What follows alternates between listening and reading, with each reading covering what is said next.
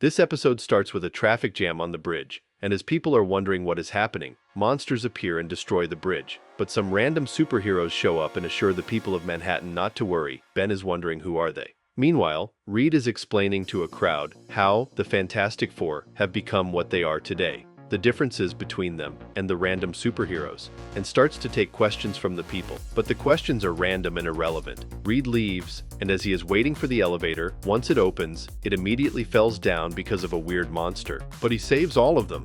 On the other hand, Johnny is fighting with one of the new superheroes. Susan is spending the day with Alicia and complains about the whole situation to her, but only to get interrupted by an attack, and one of the superheroes appear and saves the day and scolds her. The audacity. Ben is trying to save the little girl's cat, but another superhero appears and scolds him. The Fantastic Four gather to figure out what is happening, who are they, and why they show up in the first place. And for the first time, Susan agrees with Johnny to beat them up. Reed refuses as usual, while Ben is trying to enjoy his pizza. The superhero from before apparently glued it up for him. The Fantastic Four go out, as Ben usually teaches the kids to play soccer, but the random superheroes or wizards show up and steal the show. Reed is back to his lab and the rest are annoyed by them. Johnny brings a reporter in order to boost their popularity and spread rumors about them. Johnny plots a dangerous scene just for the reporter to take pictures, but it went completely wrong. However, on the roof of the building, the random wizards or superheroes stand there watching and analyzing what is happening.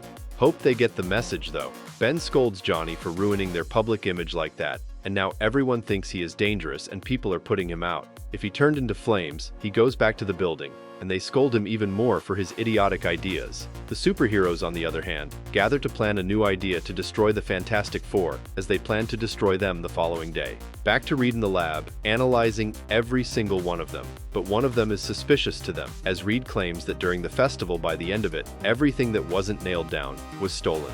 Reed decides that the Fantastic Four need to have a chat with these wizards. The mayor opens up a conference with a huge crowd, and the superheroes to assure them that they will be in charge of saving the city from monsters now. But the Fantastic Four interrupt them and ask them what is their purpose and what they want. But they attack them instead, and use the privilege of the crowd being there to make them look bad. All of them are now fighting, and the leader of the new superheroes assure to Reed that they won.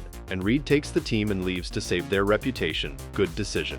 The Fantastic Four go back to their building. Everyone is furious, and Susan asks Reed what they should be doing since everyone thinks they are the bad guys. However, Reed figures it out and points out that they are not only saving the day, but ruining it in the first place. They are the one responsible for the bridge incident and every other thing, so they can only look good and ruin the Fantastic Four's reputation. Susan highlights that every incident happened, while one of them was present to see it with their own eyes. Reed tells them that they still need proof to go against them. Yeah, and Johnny is ready to move out to Tokyo. Reed gathers with the rest of the team and the photographer who took this photo of Johnny burning everything down, and once he zooms in, he sees one of these superheroes in the scene as well. Johnny tells them that he confirmed with them it wasn't him who started this. Reed comes to the realization of what they are actually after. Meanwhile, the wizards or weird superheroes show up in a lab where Reed keeps molecules, and they intend to steal them to be able to rob banks, and the leader orders his dragon to steal them. They are now heading to the subway, but get hit with Johnny thinking it was the train coming. The train opens and the rest of the team show up.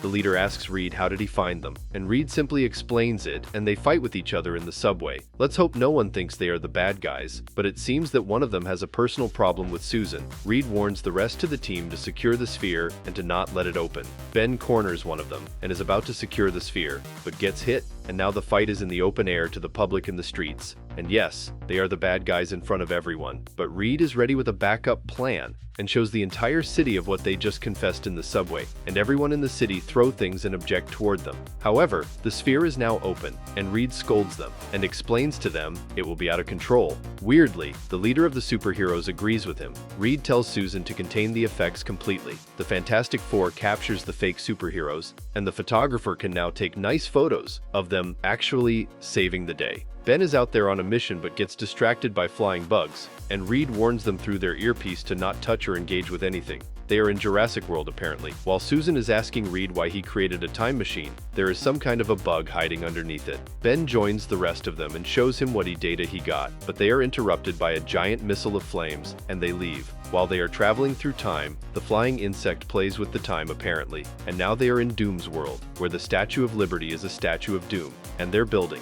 Instead of the 4 mark, it's Doom's face. He just got a new branding for himself, Reed takes a sharp shift to avoid this and runs away to try to figure out how this happened. But they are being targeted by several missiles, and Reed orders Johnny and the system to attack them as well. Susan makes their plane invisible and asks Reed what is happening. Reed seems like he doesn't know what happened, but decides to split up to figure it out. Reed and Susan will try to locate Doom's place, and Ben and Johnny will try to go after the Fantastic Four's car that he dumped into the river. While Doom's planes are flying across the entire city, it is pretty easy to locate Doom though.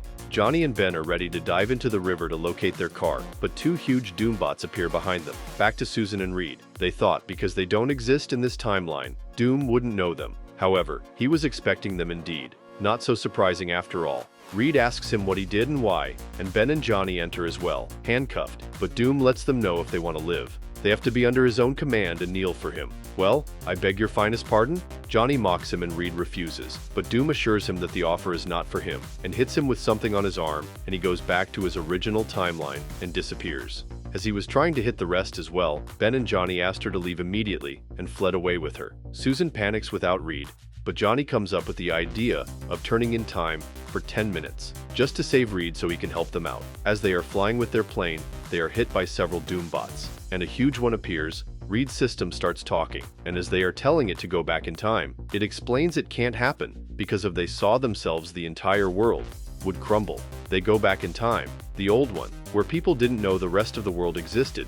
Susan decides to go back in time to the day of the incident before the flight to space, where Doom was present. They appear in front of Reed, and he immediately faints. Reed tries to comprehend the whole idea of what happened till the last moment. The insect falls down, and Reed decides to stop Doom. Ben from the past enters the room and asks Reed if he is okay. Susan takes Johnny to find Doom's robots, and Ben will stay with Reed to make sure they figure it out. Ben, Johnny, and Susan fight with the robots. After the weird insect is destroyed, they all go back in time. I really enjoyed these two episodes. The fake superheroes trying to rule against the Fantastic Four and then getting busted was really great. As for the second episode, the time machine, and seeing the dinosaurs was really cool. I wish we get to see more timelines, but not the Doom timeline though. This brings us to the end of today's video.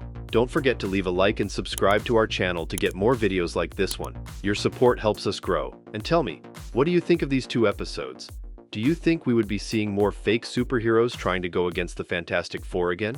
Do you wish to see what would happen if Ben met the old Ben, and how he would react to see himself as the Thing? Let me know in the comments below. I read all of them. And if you're watching till now, thank you. I'll see you in another video soon.